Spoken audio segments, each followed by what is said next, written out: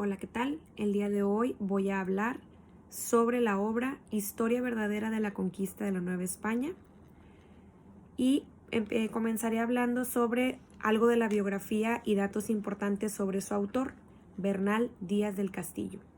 Conquistador y cronista español, nació en Valladolid en 1492. Desde joven fue afecto a las armas.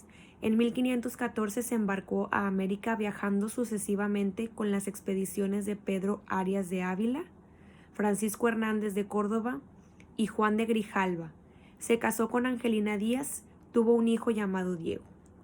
Desde el 18 de febrero de 1519 fue soldado de las huestes de Pedro de Alvarado, por lo que participó en la conquista de Imperio Mexica. Fue testigo presencial de la prisión y muerte de los tlatoanis Moctezuma II y Cuitláhuac. Vivió la llamada Noche Triste y peleó por la toma de México Tenochtitlán. En 1524 partió con Hernán Cortés a la conquista de las Ibueras, que ahora es Honduras, que resultó un fracaso, por lo que regresó por tierra a la Ciudad de México. Tras una prolongada estancia en esa ciudad, viajó en 1539 a España para reclamar sus derechos por haber participado en la conquista de México, pero solo obtuvo un corregimiento en el Soconusco. Díaz del Castillo escribió su propia versión en la crónica titulada Historia verdadera de la conquista de la Nueva España, en la que, con sencillez, hizo un extenso relato épico de aquella campaña, acaso la más importante del proceso de conquista que siguió al descubrimiento de América. Época en que fue escrita. Fue restaurado en 1951 en la Biblioteca del Congreso de Washington y en la actualidad consta de 287 folios, al final de los cuales, antiguo 299, aparece la firma del Bernal Díaz. Características literarias. Pertenece al Renacimiento con un lenguaje sin figuras retóricas. Tiene una narrativa con muchas palabras que ya no se utilizan. Síntesis. Básicamente comienza Bernal Díaz a narrar un poco sobre él, sobre las cosas que hizo y los descubrimientos que logró. Le molesta lo que cuentan otras versiones sobre dicha conquista y él quiere que se sepa la verdad. Habla de su salida de Cuba y cómo les mataron a la mitad de su ejército. A pesar de las guerras en las que estuvo, se siente orgulloso de haber sido uno de los únicos en haber estado más de 3 veces en la Nueva España y sobrevivido a ello. Luego cuenta que en otra expedición, al salir de Cuba, estuvieron navegando perdidos gracias a una tormenta, pero que gracias a Dios llegaron a tierra firme. En ella relata todo lo visto, desde cómo eran las vestimentas de los aldeanos hasta sus transportes y armas, incluso cómo se llamaba cada cosa. Mientras los pobladores trataban de comunicarse mediante señas y ser amables, los soldados no se fiaban de estos. Los invitaron a comer, pero en el camino fueron atacados por los indios.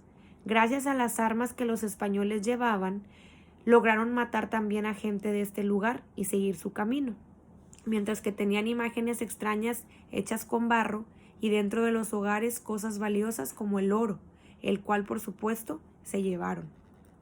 Se les terminaba el agua y llegaron a un lugar que resultó ser Campeche, en donde rápidamente llenaron sus vasijas. Aquí también llegaron indios y amablemente los invitaron a su pueblo.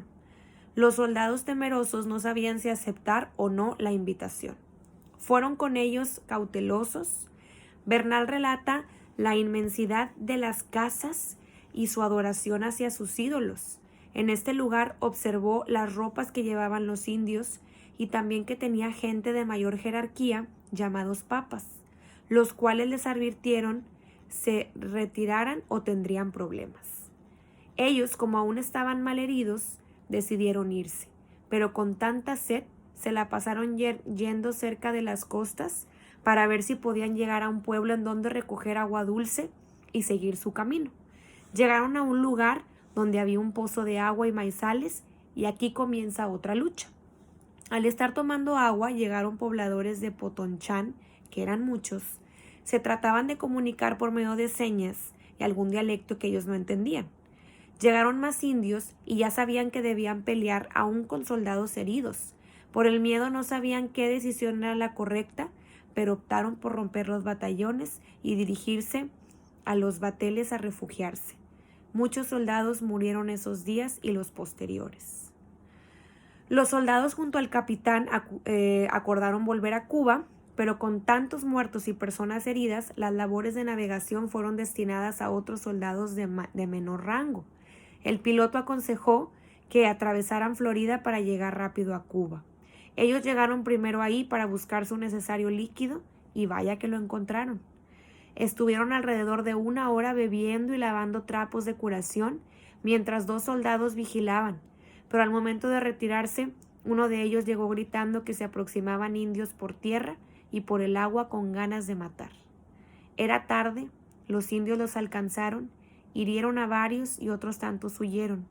Cuenta cómo en algún lugar se estancaron, pero lograron salir adelante. Llegaron a La Habana, donde le escribieron al gobernador para contarle los sucesos. Algunos soldados murieron días posteriores. Opinión. En esta narración, en los pocos capítulos que leí, realmente me gustó.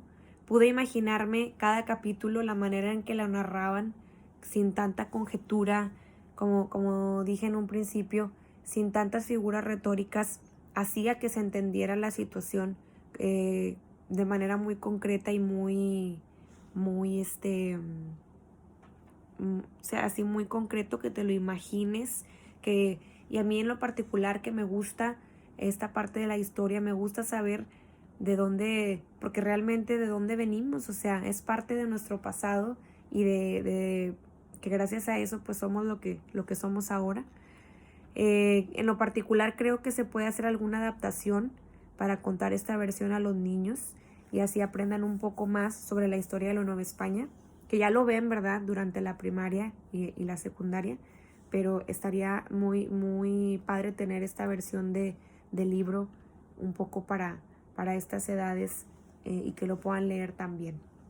Es muy común ver diversas versiones de libros de personas que quizá nunca estuvieron en los hechos, pero en realidad pues es mucho mejor leer sobre alguien que lo vivió, ¿verdad? Entonces el poder tener esta oportunidad de leer esta historia de una persona que estuvo ahí, que a pesar de que se han hecho muchas adaptaciones, pero no se pierde esa escritura original de una persona que lo vivió. Entonces creo yo que esto le da aún más valor y pues me pareció muy interesante y por supuesto que lo volvería a leer.